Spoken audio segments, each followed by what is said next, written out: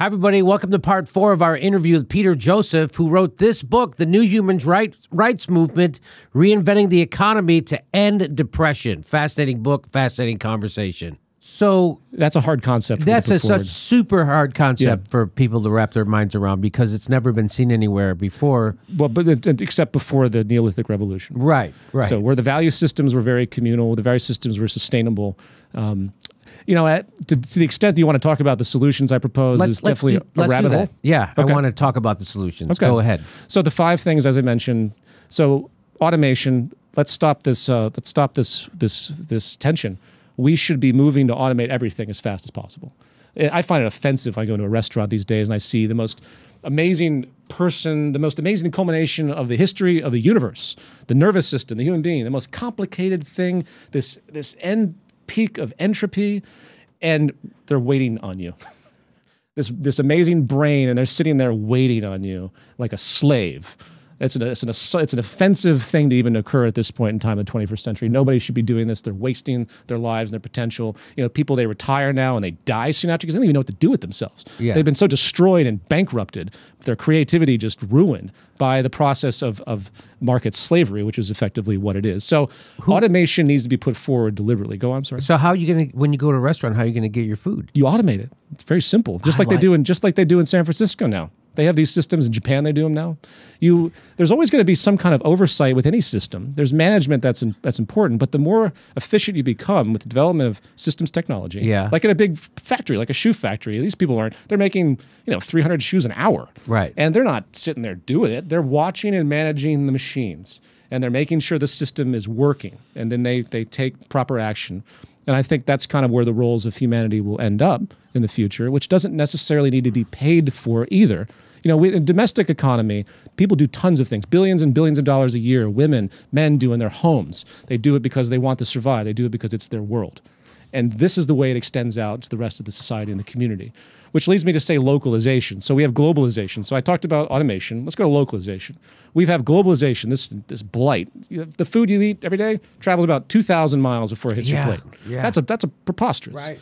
And we have now advanced types of farming, agricultural systems, advanced production systems, 3D printing, where you don't need to have all this constant dynamic and waste. You bring things back home and you produce things for your, imagine that, you produce things for your actual community as opposed to the globalized ethic. It's just too destructive. Gandhi saw this. I mentioned him in the book too. He hated industrialization. He's like, well, you're going to have a high propensity for power consolidation and corruption if you go through globalized industry. And he talked about oceanic circles overlapping in communities. So imagine Los Angeles has an oceanic circle within the other city terrain of California. And we've localized all of our food production as best as we can through advanced means. Just that fundamental logic, that needs to be applied. You would reduce energy consumption and waste probably by 70% almost instantly if you did that because of how rampant and how wasteful globalization is today. So automation, localization. Now there's access, as I mentioned briefly before, and I'll just reiterate that. An access society means you move away from property as much as you can, inspiring the ethic of actually sharing. So like in the Zeitgeist movement, there's people in Toronto that have a tool library. No one uses their tools every minute of every day. So they share it in a community and everyone accesses these tools as they need them in a kind of rental system. Brilliant. The library itself, one of the oldest institutions of sharing knowledge. I'm surprised it actually hasn't been shut down, frankly, because it's against the market ethic. So you can take and build upon that where no one owns a car anymore. You don't need it. You have automated systems. Uber's already on the edge of this. And you just extend that logic out to just about anything you think of, depending on how much use you need. That is how much access you need. And that's where the metrics come in. In the book, I talk about having, there's 257 million cars in America.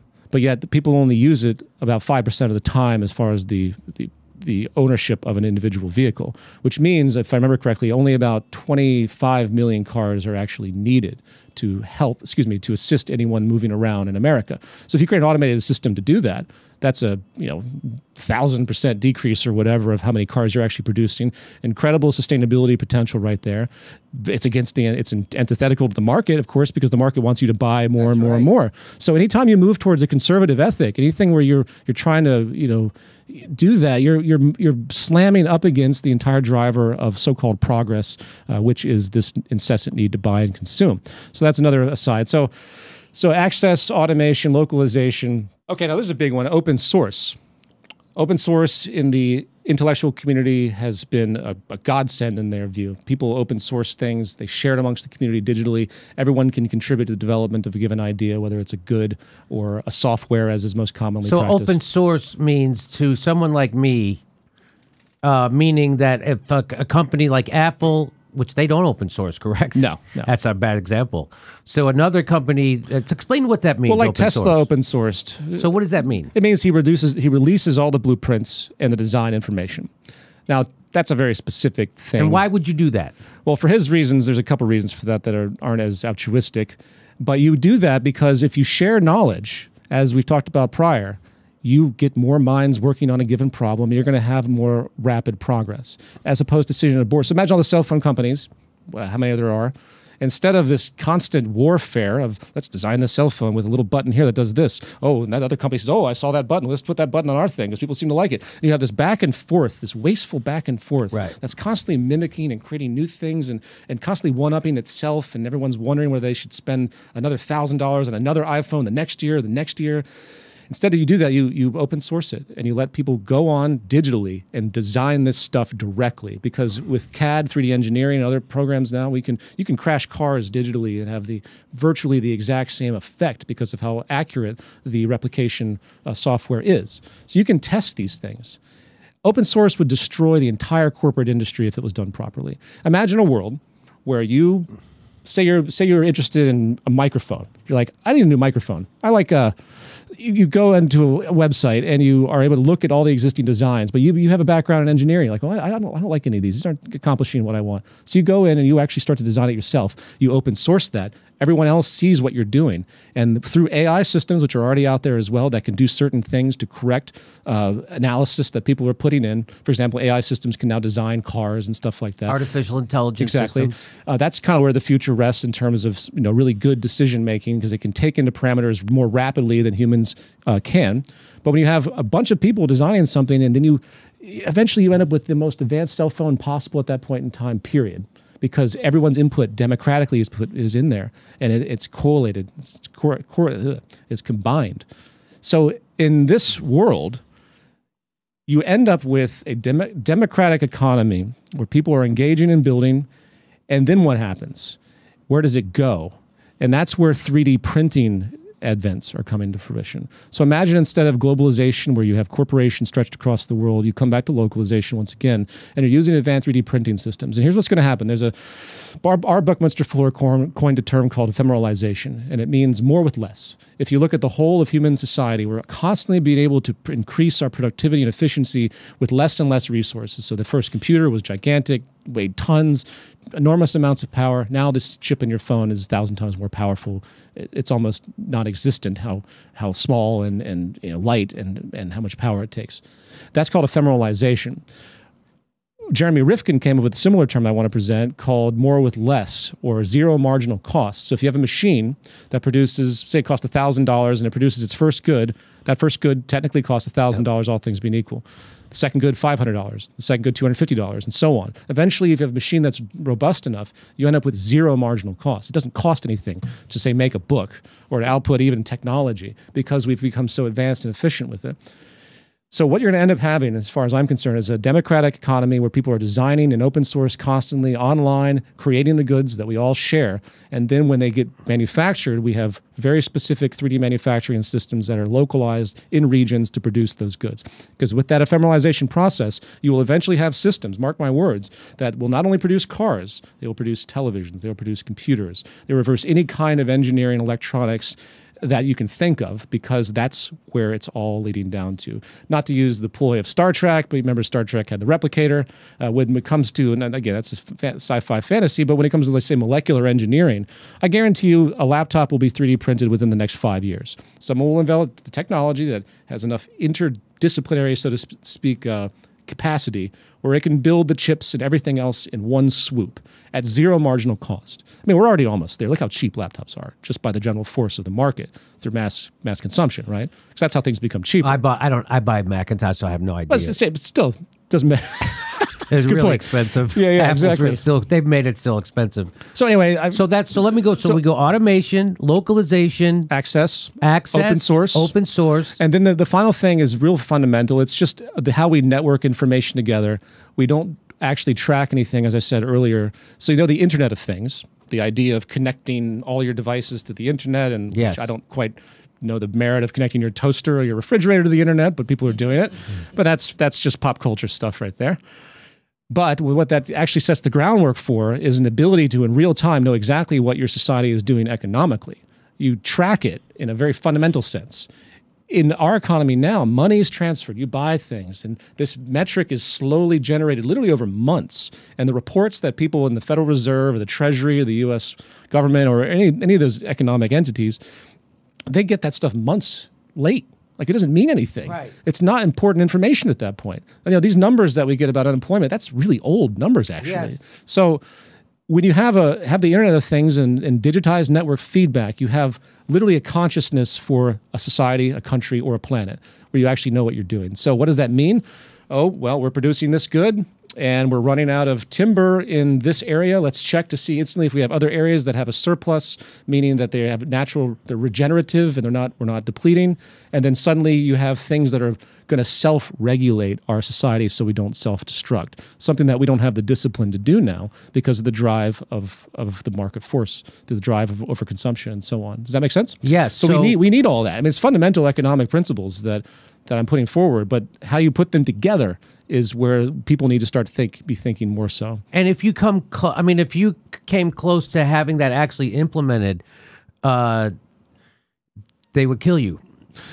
I think the powers that be have a moral scapegoatism. So what has happened with all these other countries that tried to do something different once again?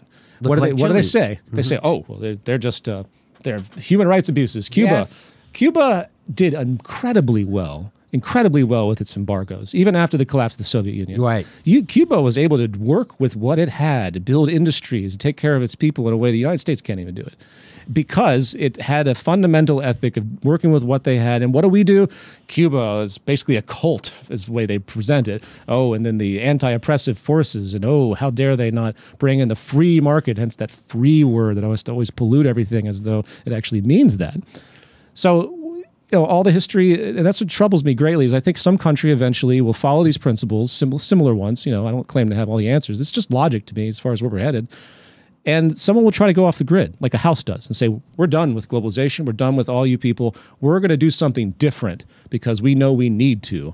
And that's when the big guns come out, because this country specifically, and all the other ones that are hell-bent on maintaining, the neoliberal religion, they won't tolerate this. Right. And that's really unfortunate. They never have. They never have. In fact, if even you read General Smedley Butler from 1935, he wrote about it, War is a Racket, the name of his book. And he talks about, every war he was involved with in South America, he was there at the behest of a corporation, and it was to steal the natural resources from a leader who wanted to give it to his own people. Exactly. And we've been doing that ever since. That's not stopping. That's happening right now in Syria. Yeah. That's happening it happened in Libya because Gaddafi went off the dinar. Yeah. And he went off the petrodollar, and he wanted to have a currency for Africa. You can't have that. No. You can't have that. So you go, he's going to kill his own people, so we have to overthrow him. Yeah. And so okay. Yeah, and it's funny how people all this history is there, and no one picks up on it. Right now we're doing the same thing we did in Iraq with Syria, exactly, Iraq. It's just unbelievable that every time the government wants to have a war for a corporation, they invent some kind of human rights. Oh my God, Saddam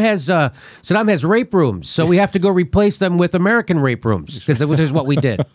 And then nobody goes to jail for it. So,